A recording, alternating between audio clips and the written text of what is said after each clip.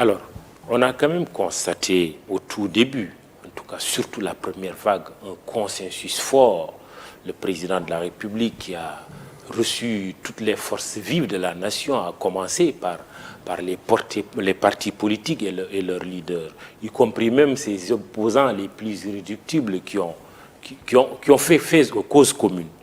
Le consensus, voilà un éclat, j'ai envie de le dire comme ça. Comment ressouder les forces vives de la nation face à la maladie considérée comme l'ennemi commun? Mais vous savez, le président, au début de la première vague, avait fait ce qu'il devait faire, c'est-à-dire appeler au sursaut national, au consensus national, et il a réussi justement à réaliser ce consensus-là autour de lui. Ça nous a valu des victoires incontestables.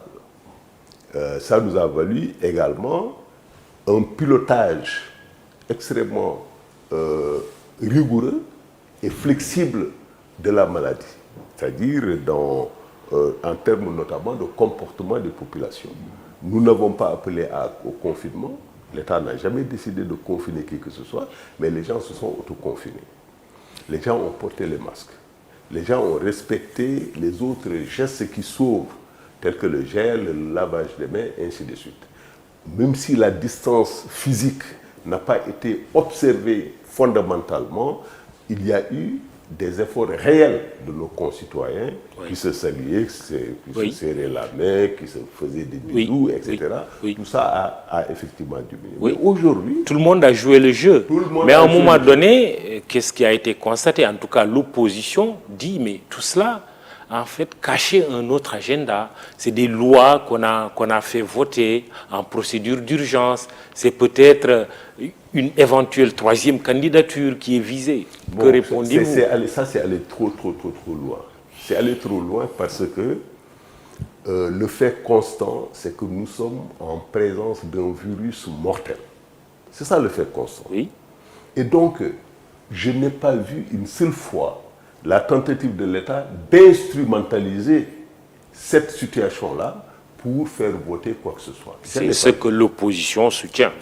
Vous avez entendu les adversaires du régime soutenir que tout cela relevait de la manipulation. Oui, l'opposition elle-même était peut-être dans la lassitude. Comment? Mais dans la lassitude, comme les populations. Bon, il fallait qu'elle se réveille, elle se sentait en train de somnoler peut-être, il fallait qu'elle se réveille.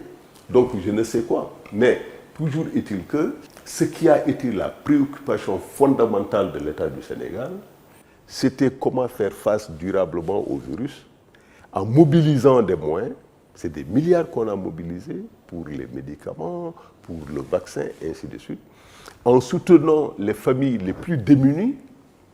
Et ça, c'était des appuis directs, mais également en développant des stratégies de communication, sensibilisation, information, et ainsi de suite.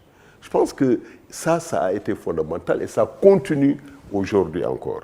Maintenant, comme dans toute stratégie, surtout qui s'applique à un objet qui n'est pas suffisamment connu, il peut y avoir des ratés. Ça, c'est tout à fait...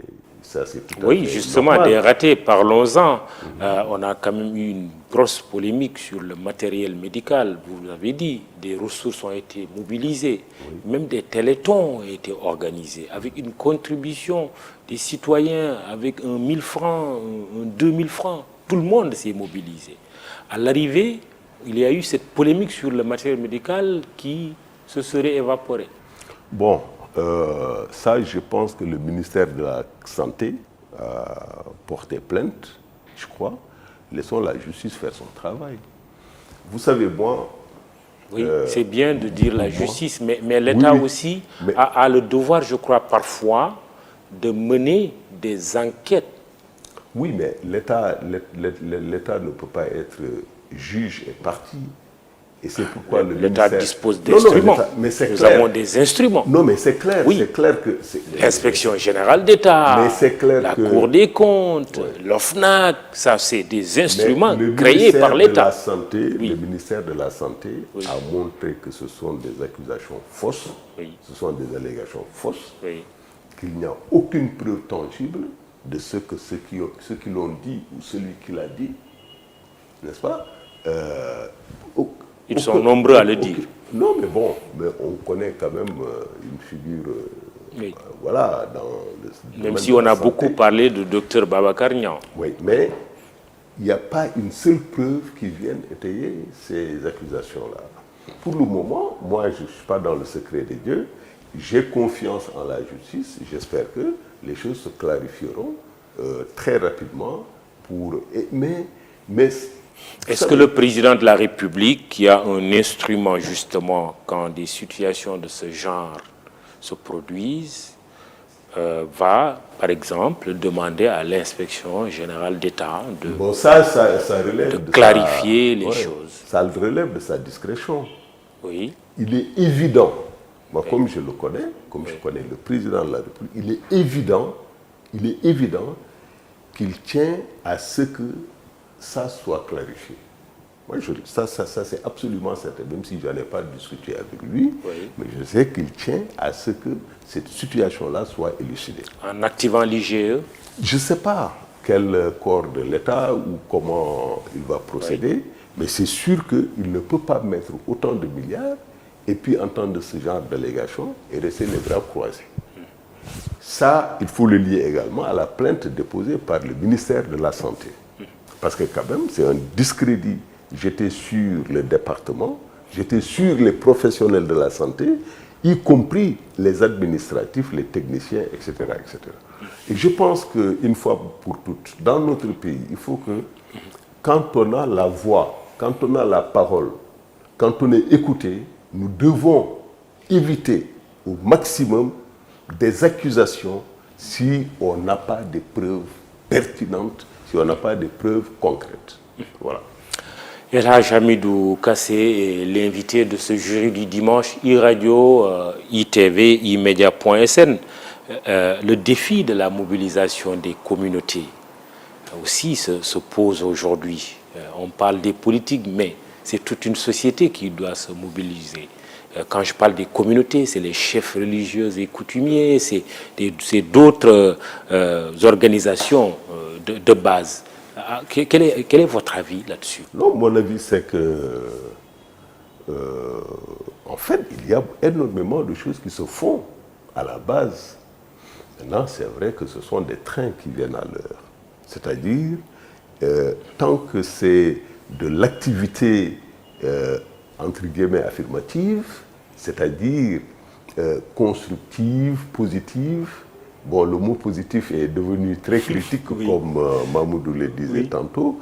Ça passe peut-être inaperçu.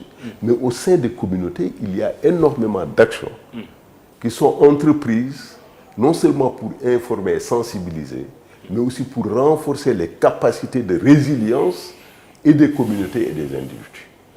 Et moi, je pense que dans des crises de ce genre, c'est d'abord sur la communauté qu'il faut s'appuyer. Parce qu'il ne s'agit pas simplement de l'État. L'État, c'est nous tous. C'est une abstraction qui concentre un peu, ou plutôt qui réfère au général. Mais c'est nous tous qui devons nous mobiliser. Les religieux, les politiques, les journalistes, les artistes, les tradipraticiens, ainsi de suite, les groupements de femmes, les syndicats, tout le monde doit se mobiliser. Se mobiliser, c'est quoi? Se mobiliser, c'est essentiellement sensibiliser ceux qui nous sont proches. D'autant plus qu'il faut éviter le grand rassemblement. Parce que quand on dit mobilisation, ça peut prêter confusion, c'est-à-dire ça peut renvoyer aux manifestations générales contre le Covid et ainsi de suite. Ici, se mobiliser, c'est mettre en œuvre des stratégies intelligentes au sein des communautés pour que chaque Sénégalais soit conscient du sérieux de la situation et puisse prendre à son niveau les dispositions nécessaires pour faire face. Comme la vaccination. Comme la vaccination, par exemple. Oui. La vaccination, oui. Dont les scientifiques, en gros, hein, les scientifiques disent clairement que c'est le seul moyen de prévention dont nous disposons aujourd'hui. Je pense que chez nous, le docteur Seydi l'a dit, le docteur Daouda Ndiaye l'a dit, le docteur Mboup l'a dit, et donc le professeur Mboup, le professeur Daouda Ndiaye et le professeur Seydi l'ont dit. Donc il est évident, n'est-ce pas, que, je veux dire, il n'y a que l'opinion qui puisse contester cela. C'est-à-dire, l'opinion, c'est la foi. Or, la foi qui ne se discute pas peut remettre en cause ce que les scientifiques ont dit.